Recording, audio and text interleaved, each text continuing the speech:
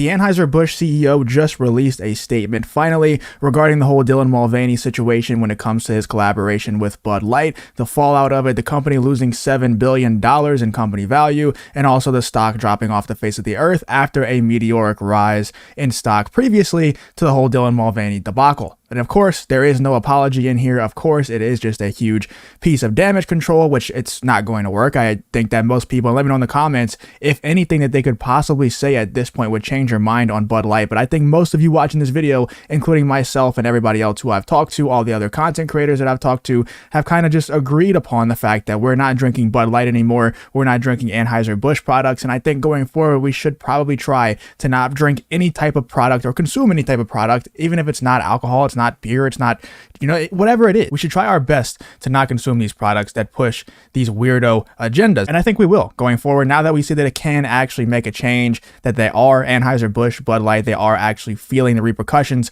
of having Dylan Mulvaney be the face of Bud Light. Who knows? Maybe that won't last very long. Maybe that was just a one and done advertisement, especially after this whole backlash. But I'm pretty sure that Dylan Mulvaney was paid hundreds of thousands of dollars to be one of the new faces of Bud Light going forward. I don't think that will happen anymore because they've lost $7 billion in company value. But anyway, let's get into this statement that the the Anheuser Busch CEO made about the Dylan Mulvaney situation. As the CEO of a company founded in America's heartland more than 165 years ago, I am responsible for ensuring every consumer feels proud of the beer we brew. We're honored to be part of the fabric of this country. Anheuser Busch employs more than 18,000 people, and our independent distributors employ an additional 47,000 valued colleagues. Notice how he's going really hard into like the values of the country. Like, I'm so proud of being part of this country. He'll later talk about how he served the country in the military and everything like that. He's trying to go hard on that stuff that conservatives value, patriotism and things like that. Stuff that leftists, stuff that Dylan Mulvaney, I'm sure, doesn't really value very much. People who support Dylan Mulvaney probably don't value your service in the military very much. Probably don't value the fact that you actually create jobs because they're probably not working anyway. They don't care about that. So notice how he's going really hard to try to get that other side of his fan base, the other side of his consumer base back, that he just pretty much trashed by having Dylan Mulvaney be the face of Bud Light. Notice how he's trying really hard to lean into that patriotism stuff. And like I said, I don't think it's going to work. He doesn't even apologize in this, but even if he said, I 100% apologize, it wasn't my decision to have Dylan Mulvaney be the face of Bud Light. I didn't green light that. I should have been more involved in situations and decisions like that. That's on me. That's my bad. It won't happen again. Even if he does come out and say that, I don't think that it will change anything. I think the damage is done at this point. Who knows how bad that damage will be going forward, but I think for a lot of people, including myself and probably everybody watching this video, the Bud Light brand, at least, if not the entire Anheuser Busch brand, is extremely damaged in my opinion. Anyway, 47,000 valued colleagues. We have thousands of partners, millions of fans, and a proud history supporting our communities, military, first responders, sports fans, and hardworking Americans everywhere. We never intended to be part of a discussion that divides people. We are in the business of bringing people together over beer. And they definitely, if they're not in the business, if they're not intending to be part of a discussion that divides people, you kind of did exactly that, man. Honestly, maybe you didn't divide people. Maybe you brought the entire conservative space. Maybe you brought the entire right-wing space together in the fact that we can all battle against the demonic stuff that Bud Light was promoting in that one video. Because, I said it before and I'll say it again. That video of Dylan Mulvaney in that bathtub, there's something extremely off about that video. Don't get me wrong. There's stuff wrong about every single video that Dylan Mulvaney is in.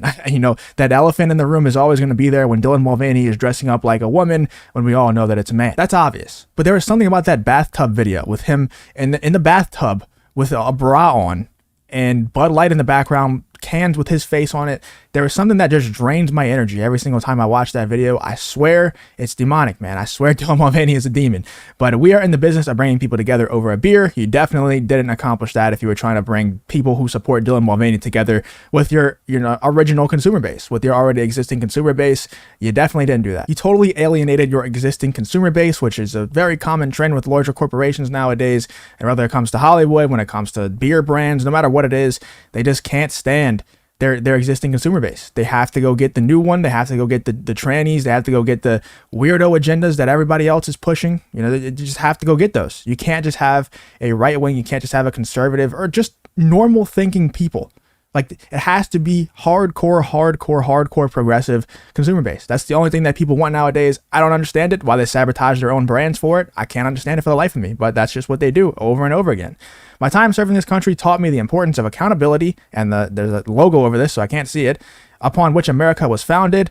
Free, hard work, and respect for one another. As CEO of Anheuser Busch, I am focused on building and protecting our remarkable history and heritage. It's very obvious if you were involved at all with the Dylan Mulvaney, addition to the Bud Light brand, it's very obvious that this is all a complete lie.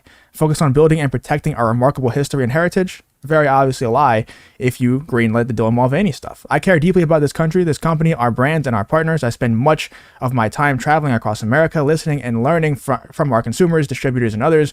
Moving forward, I will continue to work tirelessly to bring great beers to consumers across our nation. I think it's pretty widely considered that Bud Light is one of the worst tasting beers. I'm not a beer drinker, so I don't know.